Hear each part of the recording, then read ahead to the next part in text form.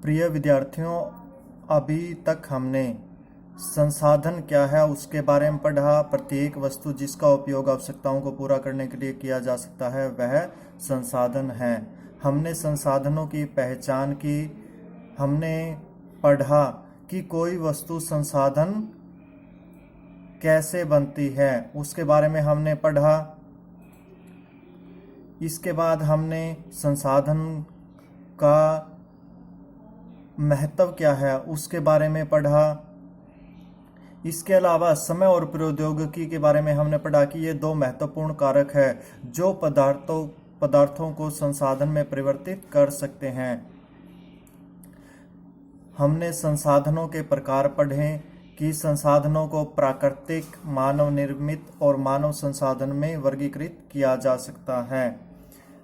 हमने प्राकृतिक संसाधनों के बारे में पढ़ा कि जो संसाधन हमें प्रकृति से प्राप्त होते हैं और अधिक संशोधन के बिना उपयोग में लाए जाते हैं उन्हें प्राकृतिक संसाधन कहते हैं।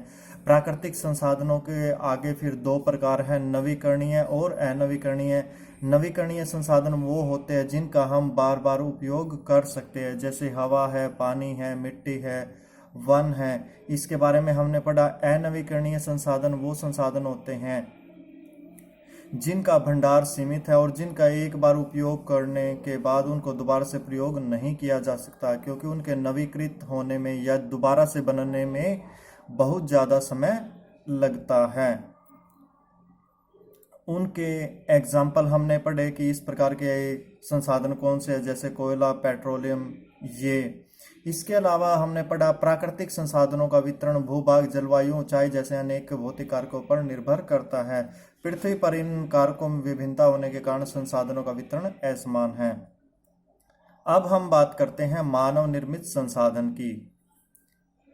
कभी कभी प्राकृतिक पदार्थ तब संसाधन बन जाते हैं जब उनका मूल रूप बदल दिया जाता है।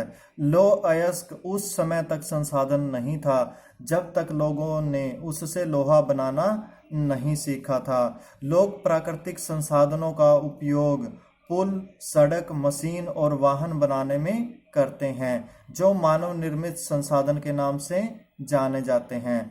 प्रौद्योगिकी भी एक मानव निर्मित संसाधन है। इसीलिए हम जैसे लोग प्राकृतिक संसाधनों का उपयोग करके मानव निर्मित संसाधन बनाते हैं। मोना ने समझाते हुए कहा। हाँ, राजू ने स्वीकृति में सिर हिलाया। तो मानव निर्मित संसाधन कौन से होते हैं जिनका उपयोग मानव करता है या जिनको मानव निर्मित करता है। तो शब्दावली देखिए। संसाधन का भंडार यह उपयोग के लिए संसाधन की उपलब्ध मात्रा है कि जो संसाधन हम उपयोग कर रहे हैं उसका कितना भंडार है। जैसे हम कोयले की बात करते हैं या पेट्रोलियम की है उसकी। आओ कुछ करके सीखें या नया करके सीखें। कुछ नवीकरणीय संसाधनों के बारे में सोचिए और बताइए कि किस प्रकार संसाधनों का अधिक उपयोग उनके भंडारण को प्रभावित करता है। यहाँ पर हम नवीकरण संसाधन जल की बात कर सकते हैं। जैसे जल क्या है, एक नवीकृत संसाधन है।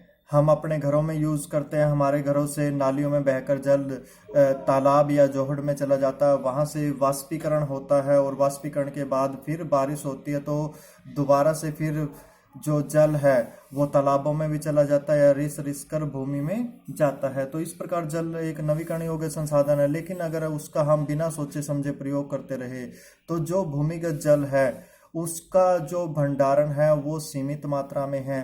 अगर हमने बिना सोचे समझे प्रयोग किया तो उसका खत्म होने का डर रहता है। जैसे अगर आप देखोगे कि जो हम ट्यूबवेल लगाते हैं या घरों में नलका लगाते हैं उनका जो जल स्तर है वो दिन प्रतिदिन नीचे जा रहा है, क्योंकि हम बहुत ज़्यादा आज के समय में उसका उपयोग कर रहे हैं।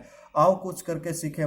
5 मानव निर्मित संसाधनों की सूची बनाएं जिन्हें आप अपने चारों ओर देख सकते हैं। तो ये काम सभी विद्यार्थियों ने करना है।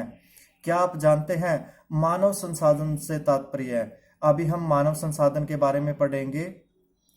तो मानव संसाधन के बारे में बता रखा है। मानव संसाधन से तात्पर्य लोगों की संख्या और योग्यता मानसिक तथा शारीरिक से है।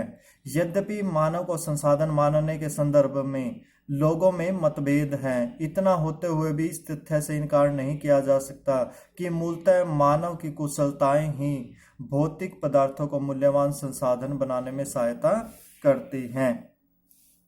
क्योंकि मानव भी एक प्रमुख संसाधन है। जितने भी साधन है उन सबको संसाधन मानव ही बनाता है, और किसी भी देश की वास्तविक जो संपत्ति होती है वो उसके मानव संसाधन ही होता है। तो बात करते हैं हम मानव संसाधन की।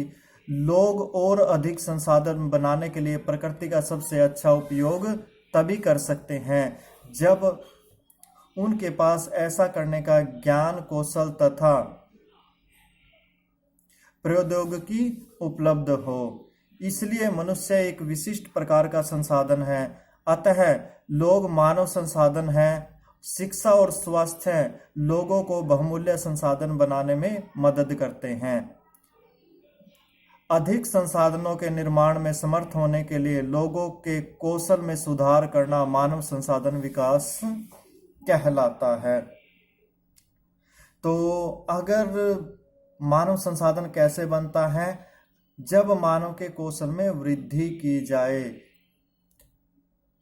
या यहाँ पर दे रखा मानव कौशल की बात करते हैं तो मानव कोई काम किस तरह से कितने अच्छे ढंग से कर सकता है। अगर मान लो कोई पढ़ा लिखा व्यक्ति है तो वही डॉक्टर बन सकता है या वही इंजीनियर बन सकता है। मानव संसाधन में वृद्धि कैसे की जा सकती है? वो मानव का कौशल बढ़ाकर। तो यहाँ पर कुछ पिक्चर के माध्यम से समझाने की कोशिश है। हम न्यूज़पेपर पढ़ते हुए दिखा रखा है यहाँ पर, सूखे के कारण फसलों का विनाश, क्या मैं इसका समाधान निकाल सकती हूँ? तो सूखे के कारण फसलों का जो विनाश है तो उसका हम समाधान निकाल सकते हैं। हाँ, क्यों नहीं। यह सब ज्ञान, शिक्षा और कौशल के कारण संभव हुआ कि हम इसका समाधान निकाल पाएं। पढ़ें एवं मनन करें। मनुष्य एक दूसरे पर निर्भर है। किसान सभी के लिए अन्न उपजाते हैं। वैज्ञानिक कृषि से जुड़ी विभिन्न समस्याओं और अन्न उत्पादन बढ़ाने के उपाय खोजते हैं।